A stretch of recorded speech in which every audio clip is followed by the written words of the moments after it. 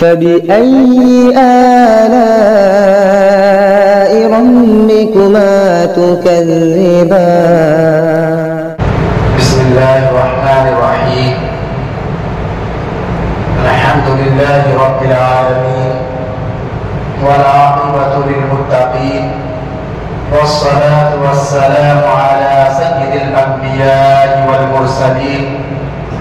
وعلى آله وصحبه أجمعين أما بعد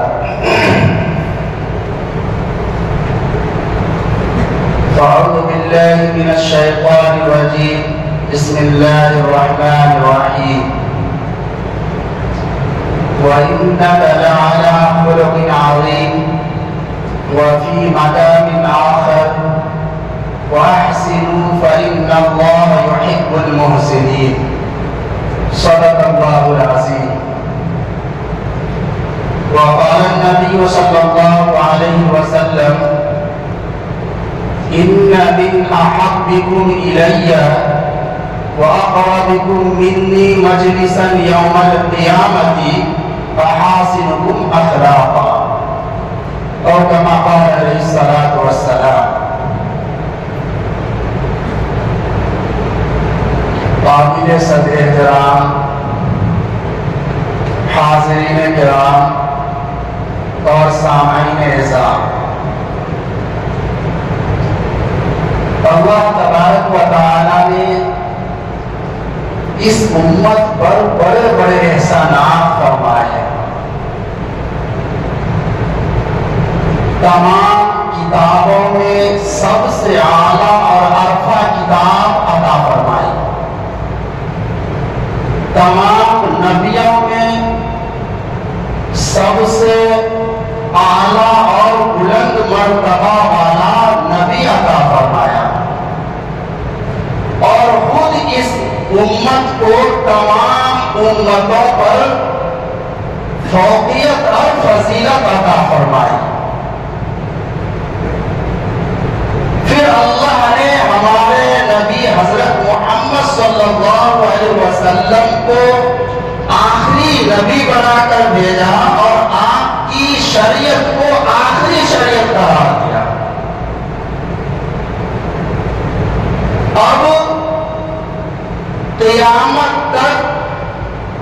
ہر ایک کے لیے آپ کی شریعت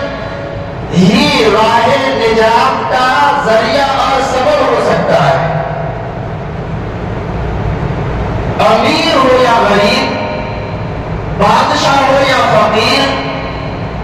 مرد ہو یا عورت، کالا ہو یا گورا، شہری ہو یا دیہاتی، جو آپ کی راہ پر چلے گا وہ کامیاب ہوگا اور جو آپ کے نقش قدم سے ہٹ کر اپنی راہ بنائے گا وہ گمراہ ہو جائے گا، ناکام ہو جائے گا. گویا آپ کی زندگی، آپ کا اخلاق و کردار، آپ کا حسن سلوک، آپ کا لائف اسٹائل، آپ کی طرز زندگی، یہ ہر ایک کے لیے اسوہ حسنہ ہے، نمونہ ہے، آئیڈیل ہے. لَقَدْ كَانَ لَكُمْ فِي رَسُولِ اللَّهِ أُسْوَةٌ حَسَنَةٌ. اس لیے اللہ نے اپنے اس حبیب کو اخلاق کے اعلیٰ معیار پر بلند مرتبہ پر فائز فرما کر مبعوث فرمایا اور قرآن نے شہادت دی کہ اِنَّكَ لَعَلَىٰ خُلُقٍ عَظِيمٍ، کہ آپ اخلاق کے بلند معیار پر فائز ہیں. ظاہر ہے کہ جس رسول کو اس امت کی رشد و ہدایت کے لیے بھیجا جا رہا ہو، جس نبی کو اس امت کی راست پر چلانے کی ترغیب اور راستہ بتانے کے لیے بھیجا جا رہا ہو، ظاہر ہے کہ جب تک اس نبی کا کامل اور مکمل اخلاق اور حسن سیرت نہیں ہو سکتا ہے، بھلا وہ نبی کسی قوم کی، کسی امت کی یا پھر اس انسانیت کی رشد و ہدایت کا کام انجام کیسے دے سکتا ہے؟ ظاہر ہے اللہ نے साज व सामान के साथ, तमाम असबाब अखलाक व किरदार के साथ, तमाम हिदायत के वो रास्ते देकर अल्लाह के नबी को भेजा गया कि जिसके जरिए से आप सही रहनुमाई फरमा सकते हैं। तअस्सुब की वजह से गैरों ने ये कहा कि इस्लाम तलवार की जोर से फैला है, हालांकि तारीख के औरात इस बात पर शाहिद है कि इस्लाम तलवार की जोर से नहीं, बल्कि इस्लाम अखलाक व किरदार और हुस्न सुलूक से फैला है। इसलिए अल्लाह के नबी सल्लल्लाहु अलैहि वसल्लम ने अखलाक व किरदार की जो फजीलतें बयान की हैं और उसकी जो अहमियत को उम्मत के सामने बताया है, अगर आप उस पर गौर करेंगे तो आपको मालूम होगा कि अखलाक व किरदार के बगैर हम न तो जन्नत के मुस्तहिक हो सकते हैं, न इस दुनिया के अंदर सुरखरू हो सकते हैं और न आखिरत में हमारी सुरखरुई हो सकती है। तिरमिज़ी की रिवायत है, अल्लाह के नबी सल्लल्लाहु अलैहि वसल्लम अखलाक की फजीलत बयान करते हुए फरमाते हैं कि मा मिन शैइन अस्क़लु फिल मीज़ान मिन हुस्निल खुल्क़ि, कि जब क़यामत के दिन इंसान के अमल तौले जाएंगे और उस वक्त मीज़ान अदल के अंदर जो सबसे वज़नी होगा वो हुस्न अखलाक होगा, वो अखलाक व किरदार होगा, उससे भारी कोई चीज नहीं होगी। मा मिन शैइन अस्क़लु फिल मीज़ान मिन हुस्निल खुल्क़, हुस्न अखलाक से बढ़कर कोई वज़नी नहीं होगा, सबसे भारी और वज़नी चीज हुस्न अखलाक होगा। मेरे मोहतरम, हमारे अंदर ये अखलाकियात एतक़ादात हो या इबादत हो या कि मुआशरत हो या कि मुआमलत हो, हर एक के अंदर वाज़ेह तौर पर इसका इजहार होना चाहिए, तब जाकर के हम वाकई में ईमान कामिल के साथ हम इसके खैर उम्मत होने का तमगा अपने सर पे सजा सकते हैं। वरना जिस उम्मत को खैर उम्मत कहा गया हो और उसके अंदर कोई खुसूसियात ना हो, कोई नुमाया खूबियां ना हो, तो मेरे मोहतरम ये सिर्फ हम नाम का तमगा वाले तो कहला सकते हैं, लेकिन वाकई में हमारे अंदर जो सिफात होनी चाहिए, अखलाक व किरदार की रोशनी में जो हमारा रहन सहन होना चाहिए, हमारा नशिश व बर्खास्त होना चाहिए, हमारा उठना बैठना होना चाहिए, यकीन जानिए कि वो नहीं होगा और हम यूं ही खाली खुली तमगा वाले कहलाएंगे। अल्लाह के नबी सल्लल्लाहु अलैहि वसल्लम ने फरमाया, खुतबे के अंदर जो मैंने हदीस पढ़ी है उस हदीस का तर्जमा किए देता हूँ कि अल्लाह के नबी सल्लल्लाहु अलैहि वसल्लम फरमाते हैं कि इन्ना मिन अहब्बिकुम इलैया व अक़रबिकुम मिन्नी मजलिसन यौमल क़ियामती अहासिनुकुम अखलाकन, मेरे नजदीक जो सबसे प्यारा होगा और क़यामत के दिन बैठक के एतबार से जो सबसे करीब मुझसे होगा, करीब तरीन मुझसे जो शख्स होगा वो होगा जिसके अखलाक अच्छे हो, अहासिनुकुम अखलाका, जिसके अखलाक अच्छे होंगे। अल्लाह के नबी फरमा रहे कि अगर ये चाहते हो कि तुम मेरा चहीदा बन जाओ, अपने अखलाक को आला मियार के ऊपर फाइज करना होगा। अल्लाह के नबी सल्लल्लाहु अलैहि वसल्लम की मजलिस है और हजरत उम्मे सलमा रज़ी अल्लाह ताला अन्हा बैठी आखिरत के ऊपर तज़किरा कर रहे हैं। आखिरत में मिलने वाली नेमतों के बारे में तज़किरा करते हुए उम्मे सलमा रज़ी अल्लाह ताला अन्हा ने कहा कि या रसूल अल्लाह, आप बताइए कि एक औरत जिसके दुनिया में दो शौहर हैं, एक औरत जिसके दुनिया में दो शौहर है, हो जाता है एक तलाक दे दी तो फिर उसने दूसरी शादी की तो दो शौहर पूरे दुनिया में,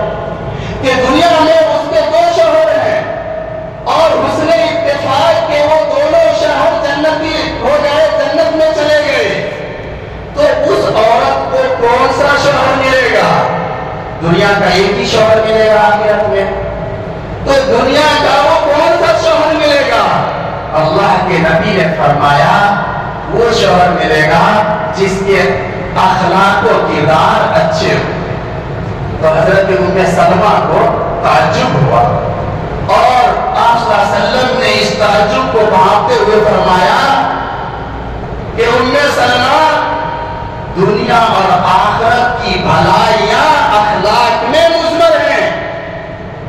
انسان اگر دنیا کی کامیابی چاہتا ہے اور آخرت کی کامیابی چاہتا ہے تو اسے حسن اخلاق کو اپنانا ہی ہوگا اور اخلاق و کردار کے بلند معیار کو اپنانا ہی ہوگا، تبھی جا کر وہ دنیا اور آخرت میں کامیاب ہو سکتا ہے۔ اللہ کے نبی صلی اللہ علیہ وسلم نے حدیث کے اندر فرمایا کہ اکمل المؤمنین ایمانا احاسنکم اخلاقا، کہ کامل ترین مومن وہ ہے جس کے اخلاق اچھے ہو۔ کامل ترین مومن وہ ہے جس کے اخلاق اچھے ہوں۔ اور پھر آگے فرمایا کہ المتقون اکنافا، کہ بہترین مومن وہ ہے کہ جو نرم پہلو ہوں، الذین یألفون ولا یؤلفون، کہ جو خود دوسروں کے مانوس بنتے ہوں اور دوسرے کو مانوس بناتے ہوں۔ اس کے اندر وہ انسانی ہمدردی ہو، انسانی غمخواری ہو، غم گساری ہو، دوسروں کو خیال رکھنے والا ہو، اپنے مزاج کے اعتبار سے، طبیعت کے اعتبار سے، اپنے شعور کے اعتبار سے وہ اپنے آپ کو ایسا معاشرے میں ڈھال رکھا ہو کہ لوگ اس کے قریب ہوتے ہوں، وہ لوگ ان سے متنفر نہ ہوتے ہوں، بھاگتے نہ ہو۔ بعض لوگ ہوتے ہیں اپنے مزاج کے اعتبار سے اتنے چڑچڑے ہوتے ہیں کہ لوگ ان سے قریب ہی نہیں ہوتے۔ نہیں، آپ اور ہم کو ایسا ہونا چاہیے کہ ہم اگر کسی کے پاس قریب ہونا چاہیں تو ان کو خوشی ہو، اور اگر وہ ہمارے پاس آئے تو ہمیں خوشی ہو۔ الذین یألفون ویؤلفون، جو دوسروں کو مانوس بناتے ہو اور خود بھی دوسرے کے مانوس بنتے ہو۔ اللہ کے نبی نے آگے واضح کر دیا ولا خیر فی من لا یألف ولا یؤلف، جو دوسرے کو نہ مانوس بناتے ہو اور نہ خود مانوس بنتے ہو، اس میں کوئی خیر نہیں، اس کے اندر کوئی بھلائی نہیں ہے۔ تو اللہ کے نبی صلی اللہ علیہ وسلم نے حسن اخلاق پر جو زور دیا ہے، اسی وجہ سے دنیا کے چپے چپے میں اسلام تیزی کے ساتھ پھیلا اور لاکھوں کروڑوں لوگ دامن اسلام کے اندر سمیٹتے چلے گئے اور داخل ہوتے چلے گئے۔ یہ نہیں، وہ تو جب ضرورت پڑی اور جب اللہ کا حکم آیا تو اس تلوار کے نکالنے کی ضرورت بھی پیش آئی، لیکن اس وجہ سے اسلام کے اندر بلندی نہیں۔ اسلام تو ہمارے اخلاق سے اور ہمارے کردار سے، ہمارے اچھے اور عمدہ صفات سے دنیا کے اندر پھیلا ہے۔ اور پھر غور کریں گے تو اللہ کے نبی صلی اللہ علیہ وسلم نے ادنا سے ادنا صحابی کے ساتھ آپ حسن اخلاق کا معاملہ فرماتے ہیں۔ اللہ کے نبی صلی اللہ علیہ وسلم ہر ایک کو ایک ہی لاٹھی سے نہیں ہانکتے تھے، جو جس مزاج کے، جس طبیعت کے اور جس مرتبہ کے ہوتے، ظاہر ہے ایک دیہات کے صحابی ہوں گے، ساتھی ہوں گے، ایک شہر کے ہوں گے، ایک عمر اور ابو بکر ہوں گے، اور ایک بلال حبشی ہوں گے، سلمان فارسی ہوں گے، تو مختلف معیار کے ہوتے تھے۔ آپ ہر ایک کے ساتھ جو اخلاق کا اور کردار کا نمایاں پہلو اختیار کرتے تھے، اس کا میں ایک واقعہ سنانا چاہتا ہوں۔ اللہ کے نبی صلی اللہ علیہ وسلم کی صحابہ میں ایک صحابی حضرت جلیبیب انصاری صحابی تھے۔ جلیبیب انصاری یہ صحابی ہیں، شکل و صورت کے اعتبار سے معمولی، مال و دولت کے اعتبار سے معمولی، شہرت و منصب کے اعتبار سے کچھ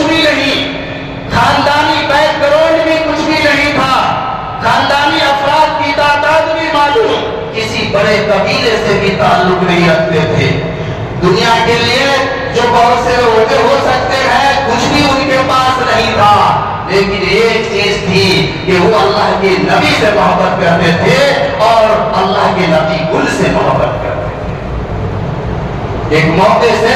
جلیبیب صحابی سامنے آئے اور اللہ کے نبی نے فرمایا کہ یا جلیبیب اللہ تزوجو، کیا جلیبیب شادی نہیں کرو گے؟ تو اللہ کے نبی سے جلیبیب صحابی انصاری نے کہا کہ اللہ کے رسول، میرے پاس نہ مال و دولت نہ شکل و صورت، بھلا مجھ سے کون نکاح کرے گا؟ اپنی بیٹی کا نکاح کون کرے گا؟ اللہ کے نبی صلی اللہ علیہ وسلم نے کچھ نہیں کہا۔ پھر دوسری مرتبہ کہا کہ جلیبیب شادی نہیں کرو گے؟ اللہ کے نبی کو پھر وہی جواب ملتا ہے کہ نہ میں مال کے اعتبار سے، نہ منصب کے اعتبار سے، نہ شہرت کے اعتبار سے کسی قابل نہیں، مجھ سے بڑا شادی کون کرے گا؟ اللہ کے نبی صلی اللہ علیہ وسلم نے تیسری مرتبہ فرمایا انا تزوجو، کہ جلیبیب شادی نہیں کرو گے؟ جواب وہی ملا۔ تو اللہ کے نبی صلی اللہ علیہ وسلم نے ان کو کہا کہ تم فلاں انصاری کے گھر جاؤ اور جانے کے بعد یبلغکم السلام، تم ان کو سلام پہنچاؤ میری طرف سے،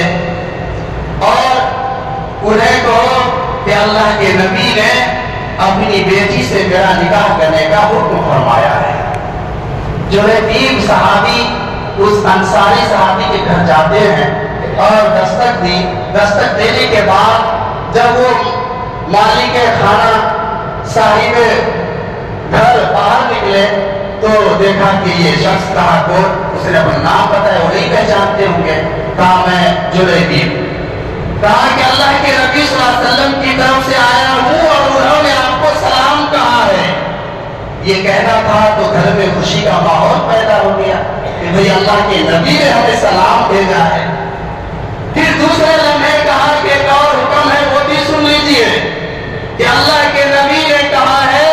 کہ آپ اپنی بیٹی کی شادی مجھ سے کرا دیجئے۔ یہ سننا تھا تو اس شخص کے چہرے پہ ظاہر ہے تبدیلی پیدا ہو گئی۔ یہ دیکھنے سننے میں بھی کوئی خاص نہیں ہے، معمولی شکل و صورت کے ہیں، لہذا کہا چلو میں اپنی بیگم سے مشورہ کر لیتا ہوں، بچی کی ماں سے مشورہ کر لیتا ہوں۔ عام طور سے شادی کے معاملے میں عورتوں سے تو مشورہ ہونا ہی ہے، لہذا وہ بھی کہا کہ میں مشورہ کر لیتا ہوں بچی کی ماں سے۔ بچی کے ماں سے کہا تو کہا نانا بابا وہ شکل صورت بھی کچھ نہیں ہے، کوئی خاص قبیلے کا بھی نہیں ہے، کوئی مشہور آدمی نہیں ہے، میں اپنی بچی کا شادی نہیں کرا سکتی۔ یہ گفتگو ساری ان کی بیٹی سن رہی تھی۔ سننے کے بعد سامنے آئی اور سامنے آنے کے بعد اس بیٹی نے کہا کہ اتریدون ان تردوا علی رسول اللہ صلی اللہ علیہ وسلم امرا، کیا آپ لوگ اللہ کے رسول صلی اللہ علیہ وسلم کے حکم کو ٹالنا چاہتے ہیں؟ اللہ کے رسول صلی اللہ علیہ وسلم کا جب فرمان ہے اور ان کا حکم ہے تو ادفعونی الی رسول اللہ صلی اللہ علیہ وسلم، مجھے اللہ کے رسول صلی اللہ علیہ وسلم کے سپرد کر دیجئے، حوالہ کر دیجئے، فإنہ لن یضیعنی، یقیناً وہ مجھے ضائع نہیں فرمائیں گے۔ اللہ کے نبی صلی اللہ علیہ وسلم ہمیں ضائع نہیں فرمائیں گے، یہ اس بچی کا خیال ہے، اس بچی کے ذہن و دماغ میں رسول پاک صلی اللہ علیہ وسلم کے تعلق جو ایک اسلامی اور ایمانی کیفیت ہو سکتی ہے وہ ظاہر ہو رہی ہے۔ اس کیفیت کو بھانپتے ہوئے اللہ کے نبی صلی اللہ علیہ وسلم کی خدمت میں اس بچی کی باپ کا باپ پہنچتا ہے اور اپنی بیٹی کے نکاح کا آفر دے کے شادی کرا دیتا ہے۔ اللہ کے نبی صلی اللہ علیہ وسلم نے اس وقت ایک دعا اور دعا کے الفاظ یہ ہیں کہ اللہ کے نبی صلی اللہ علیہ وسلم نے فرمایا اللہم صب الخیر علیہما صبا، کہ اللہ یہ دونوں کے اوپر خیر کے دروازے کھول دیجئے، ولا تجعل عیشہما کدا، اور ان کی زندگی میں رنج و غم کو داخل مت ہونے دیجئے۔ یہ اللہ کے نبی صلی اللہ علیہ وسلم نے دعا فرمائی۔ راوی کہتا ہے اس حدیث کو روایت کرنے والے کہ فَكَانَتْ مِنْ أَكْثَرِ الْأَنصَارِ نَفَقَةً وَمَالًا کہ انصاری گھرانے میں اس عورت کا سب سے بڑا گھرانہ تھا جو مال و دولت کو خرچ کرنے میں مشہور ہو گئی. سب سے بڑا خرچیلا عورت نکلی اور اللہ نے اپنے حبیب کی دعا کے طفیل میں اتنا دنیا اسے عنایت فرمایا کہ وہ اللہ کے راستے میں خوب مال لے کر لٹایا کرتی تھی. اس واقعے کا جز اور بھی ہے. پھر وہ جلیبیب صحابی آگے پھر جنگ میں جا کے شہید بھی ہوتے ہیں اور اس وقت پھر ایک روایت میں آتا ہے کہ اللہ کے نبی صلی اللہ علیہ وسلم نے کس قدر اپنے ہاتھوں سے اٹھا کر اپنی قبر پہ رکھا ہے. مجھے اس واقعے میں صرف یہ سبق دینا ہے کہ اللہ کے نبی صلی اللہ علیہ وسلم نے ایک معمولی صحابی جن کا بیک گراؤنڈ روشن نہیں ہے، دھندلا ہے، لیکن آپ نے بحیثیت رسول کے اور جس کام کے لیے آپ کو بھیجا گیا ہے، جس نے امیر اور غریب کے فرق کو آپ نے مٹا دیا اور آپ نے قبائل کے امتیازات کو مٹا دیا، ان تمام چیزوں کو نظر انداز کر کے جو امت کو سبق دیا ہے اور اخلاق کو، کردار کو سامنے لانے کا درس دیا ہے، وہ ایک نمونہ ہے ہمارے لیے کہ ہم بھی اپنے ارد گرد رہنے والوں کے ساتھ، چاہے وہ ہم سے کسی بھی اعتبار سے کم ہو یا بڑا ہو، میرے محترم ان کے ساتھ حسن سلوک کا معاملہ کریں. رسول پاک صلی اللہ علیہ وسلم کے حسن سلوک کا ایک اور واقعہ سنیے. بہت مشہور واقعہ ہے لیکن آپ کو اس سے سبق حاصل کرنا ہے کہ نبی پاک صلی اللہ علیہ وسلم کس قدر اخلاق کا مظاہرہ فرما کر اپنے قریب کرتے ہیں لوگوں کو. ایک دیہاتی جو شہر کے ماحول سے یا کہ اسلام اور ایمان کی کیفیات سے وہ سرشار نہیں تھا اور دیہات کے لوگوں کے اندر تہذیب و تمدن کا فقدان ہوتا ہے، کمی ہوتی ہے.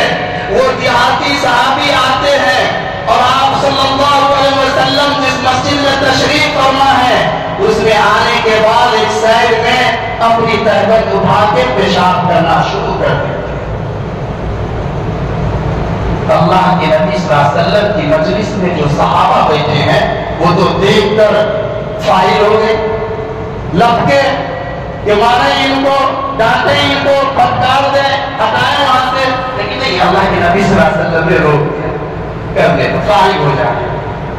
وہ بندہ جب فارغ ہو گیا اور فارغ ہو کر کے آپ صلی اللہ علیہ وسلم کے پاس آیا تو آپ صلی اللہ علیہ وسلم نے بڑے پیار سے انہیں مختصر نصیحت کی کہ بھائی یہ جگہ ایسی ہے جہاں پیشاب نہیں کیا جاتا ہے، یہاں تو اللہ کی عبادت کی جاتی ہے، یہاں قرآن کی تلاوت ہوتی ہے، اللہ کا ذکر و اذکار ہوتا ہے. اللہ کے نبی نے جس انداز سے سمجھایا ہوگا، جس انداز سے نصیحت کی ہوگی، آپ سوچئے کہ اس کے دل پر کتنا اثر کیا ہوگا. وہ بندہ سمجھ جاتا ہے اور پیار سے اسے سمجھا دیا اور صحابہ کو بعد میں کہا کہ وہاں کی مٹی کو اوپر سے نیچے کر دو. جو تطہیر عرض کا طریقہ تھا وہ اختیار کرنے کے لیے کہا گیا. اس واقعے میں مختصر کر کے بتاتا ہوں کہ بس دیکھ لیجئے کہ آپ نے اخلاق کا مظاہرہ کیا تو وہ بندہ مان گیا، وہ دیہاتی سمجھ گیا اور اللہ کے نبی صلی اللہ علیہ وسلم جب بھی آتا تو آپ نماز میں شریک ہوتا اور سلیقے سے وہ نماز پڑھتا. یہی تو ہے کہ اللہ کے نبی صلی اللہ علیہ وسلم نے جو ہمیں جینے کا ڈھنگ دیا ہے، جو جینے کا سلیقہ دیا ہے، طریقہ دیا ہے، وہ بے نظیر اور بے مثال ہے. وہ کسی قوم کے اندر کسی رہبر کا ایسا بے مثال اور بے نظیر سلیقہ نہیں ملے گا جو اس امت کو اللہ کے نبی صلی اللہ علیہ وسلم نے دیا ہے. اس لیے میرے محترم بزرگوں اور دوستو، اللہ کے نبی صلی اللہ علیہ وسلم کی جگہ میں گرم بھی ہوتے تھے اور نرمی کی جگہ میں آپ نرمی فرماتے تھے. یہی وجہ ہے کہ بسا اوقات کسی بھی عمل پر آپ صلی اللہ علیہ وسلم کا چہرہ مبارک سرخ ہو جایا کرتا تھا. آپ غصے سے آگ بگول سمجھانے کا تفہیم کا جو طریقہ ہوتا وہ اختیار کرتے، لیکن آپ کی زندگی میں نرمی کا پہلو فائق رہتا تھا، حتیٰ کہ آپ اپنی بیویوں کے ساتھ جو جس معیار کی تھی اس معیار سے آپ حسن اخلاق کا مظاہرہ فرماتے۔ حضرت خدیجہ رضی اللہ تعالی عنہا آپ سے عمر میں 15 سال بڑی تھی، اور جب عمر کے اعتبار سے عورت بڑی ہو جائے تو مزاج میں متانت سنجیدگی آ جاتی ہے، آپ صلی اللہ علیہ وسلم اسی طرح سے اخلاق پیش کرتے ہیں۔ اور حضرت عائشہ رضی اللہ تعالیٰ عنہا چونکہ کم عمر تھی تو آپ کے ساتھ اسی اعتبار کا اخلاق اور حسن کا مظاہرہ فرماتے ہیں۔ انہی واقعات میں سے ایک بتا کے اپنی بات ختم کرتا ہوں کہ ایک موقع سے شہر سے مدینہ منورہ سے باہر تھے اور وہاں جو پردگی کا لوگوں کا کوئی آمد و رفت نہیں تھا، تو اللہ کے نبی صلی اللہ علیہ وسلم کو حضرت عائشہ سے سوچا کہ مقابلہ کرتے ہیں، کہا کہ بھئی ہم دونوں دوڑ لگاتے ہیں۔ میں مختصر کر کے بات، بخاری کی روایت ہے، ادھر ادھر کی نہ سمجھ جائے گا، کہا کہ بھئی دوڑ لگاتے ہیں۔ تو حضرت عائشہ رضی اللہ تعالیٰ اس وقت میں جسمانی طور پر ہلکی پھلکی تھی، وہ اللہ کے نبی سے سبقت لے گئی، آگے بڑھ گئی اور وہ جہاں پہنچنا تھا، نظام تھا، نشان تھا، وہاں پہنچ گئی۔ کوئی بات نہیں۔ پھر کچھ سال کے بعد جو اللہ کے نبی صلی اللہ علیہ وسلم کو وہی موقع دستیاب ہو گیا، وہی ویرانہ سنسان خالی جگہ، تو اللہ کے نبی نے کہا پھر ایک مرتبہ مقابلہ کرتے ہیں۔ اس زمانے میں حضرت عائشہ رضی اللہ تعالی عنہا جسمانی طور سے تھوڑی سی صحت مند ہو گئی، ہیلتھی ہو گئی، تو اس مرتبہ اللہ کے نبی صلی اللہ علیہ وسلم آگے بڑھ گئے، جیت گئے، اس نشان پہ چلے گئے۔ تو اللہ کے نبی صلی اللہ علیہ وسلم نے حضرت عائشہ کے کاندھے پہ ہاتھ رکھا، کہا کہ یہ بدلہ ہے اس وقت کا۔